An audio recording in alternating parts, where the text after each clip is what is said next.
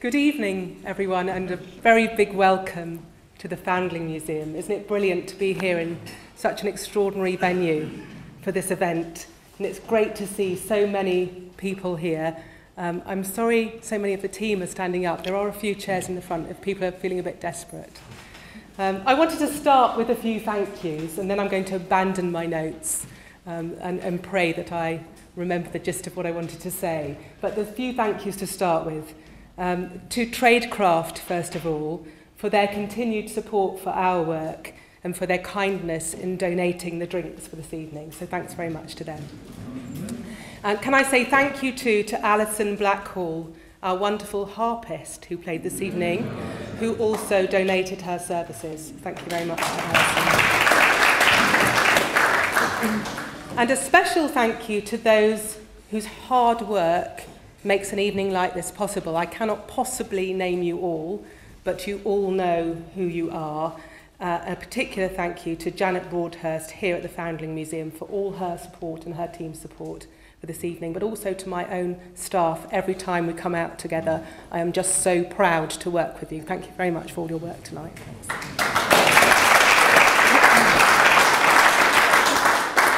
I've now been in this job for 18 months. This is where I leave my notes alone. I've been in this job for 18 months.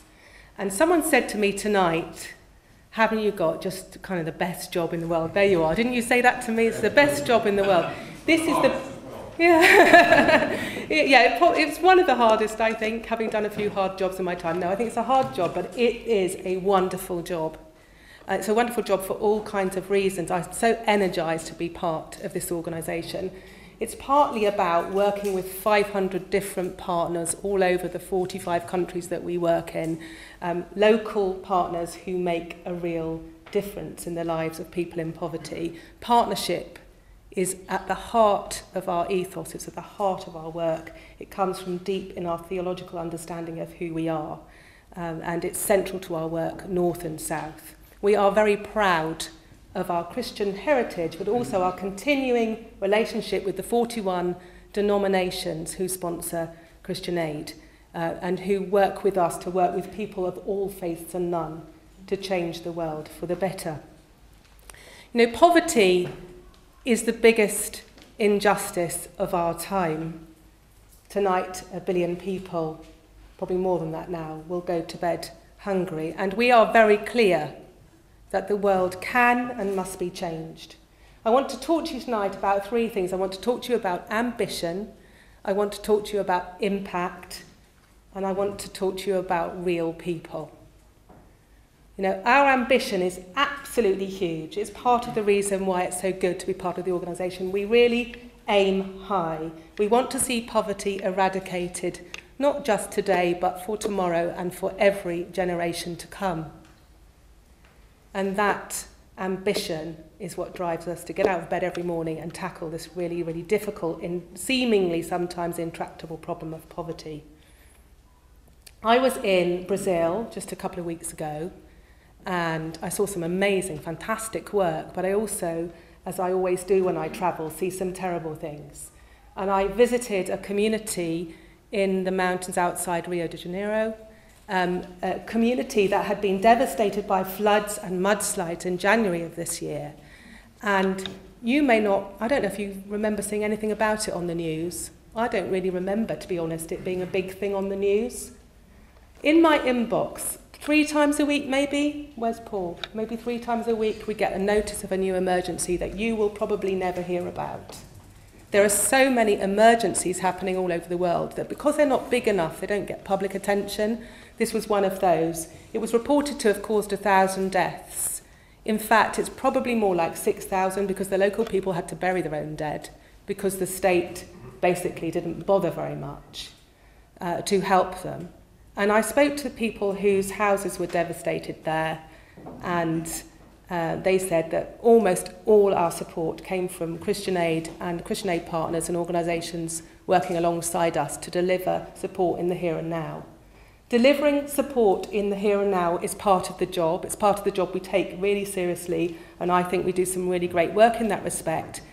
But I spoke to a man called Adao who had lost his home, who thought he'd lost his wife and his child, then found his wife catatonic, wandering, having been washed down the river, and his child, his 9-year-old boy, having been washed to the other side of the river. They were rescued in the end.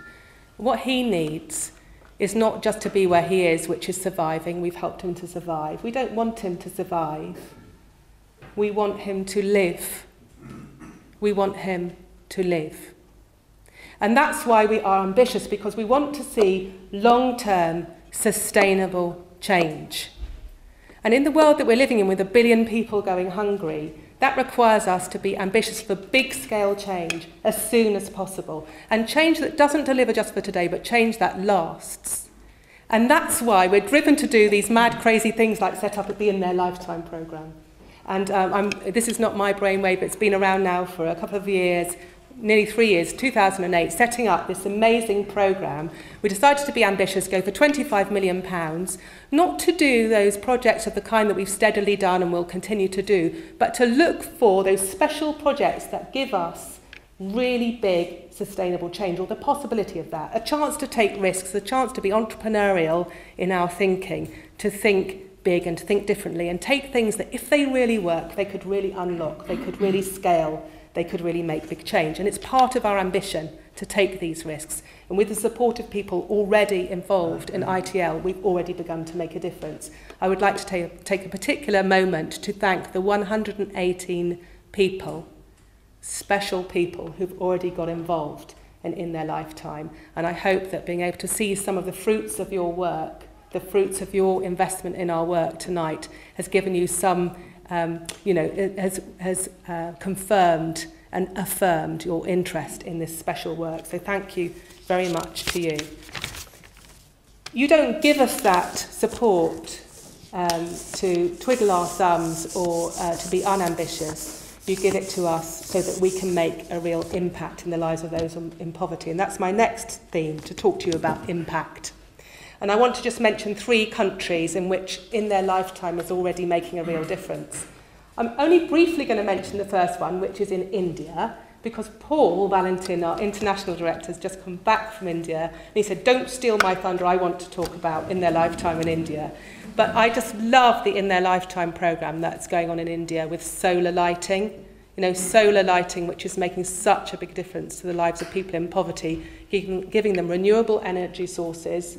In this one particular district where only 30% of people have access to electricity, so getting access to solar lighting is completely transforming their lives, as well as saving them money. So it's really an amazing project. I won't say any more, Paul.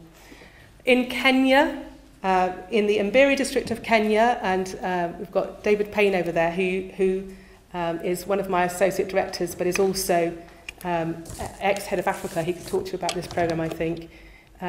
This programme is helping 2,000 farmers access the latest technology, which will help them understand the predicted weather in order to help them plant much more effectively and guard against droughts and so on.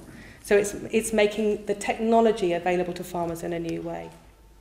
And that's making a difference, as I said, to over 2,000 farmers. And as you know, 2,000 farmers support a lot of people. I said I'd talk to you about impact. I also want to talk to you about real people. And now I want to talk to you about our Bolivian project in their lifetime portfolio. I don't know how many of you have spoken to Daniel Jones. Daniel, give a wave. He's very enthusiastic in talking about the Bolivian programme. This is one of the things about ITL, which, as Daniel was saying to me earlier, the great thing about it is that it had all the results that we hoped for to get involved in their lifetime programme. But it's also been unlocking of new things that we didn't even realise we could do, because we've had the chance to try things with your support. And in Bolivia, the marginalised people in Beni, they were marginalised, they weren't given access to their own land. Through our support of them, now have access to their own land. You're talking about 500 hectares worth of title, another 2,500 hectares on the way, 54 communities whose income has improved by 21% a year. I think that is really, I'd like to think that a lot of people could improve their income by 21% a year, but you're talking about a huge difference to over 1,270 families through this one programme. And we are ready to scale this again. And we can say this about the In Their Lifetime programmes. They are working, and we're getting ideas about how to scale them again. And so this is compound interest, development compound interest, a different kind of compound interest. And what you will see on the film that we're about to show you is not just the theory and not just me talking, but the real people whose lives are being transformed with your support. So a few minutes now for you to see the film, and when it's finished, Paul will pick up.